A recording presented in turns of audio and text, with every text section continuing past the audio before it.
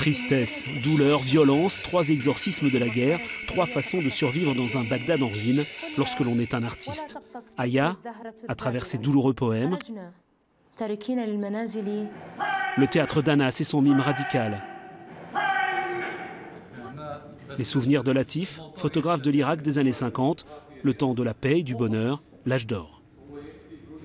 Cette photo représente une femme irakienne d'il y a 60 ans. Une femme moderne qui représente une vie qui maintenant est peut-être n'existe plus ou en tout cas n'est plus visible. C'est une des centaines de photos qui représentent le peuple irakien et comment il était à cette époque-là dans les années 50 et 60. 40 ans de guerre en Irak, c'est presque 2 générations. Stylisé en carton sur scène, la ville de Bagdad.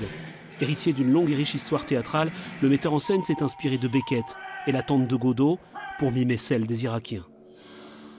Il y a quelque chose de désespoir dans cette pièce. Ce désespoir-là vient de l'attente interminable que j'ai trouvé bien sûr dans le texte de Beckett, que je ressens aussi dans la réalité de la société irakienne. L'horreur d'une vie sous les bombes, la vision du chaos et des morts aux yeux sans lumière, c'est sur le papier et en vers qu'une jeune poétesse baghdadi a couché ses innombrables traumatismes. نحن مجرد أشباح تفتش في المقبرة عن زقاق بلا ضجيج. Pour les morts, nous sommes des fantômes qui cherchent au cimetière des ruelles paisibles.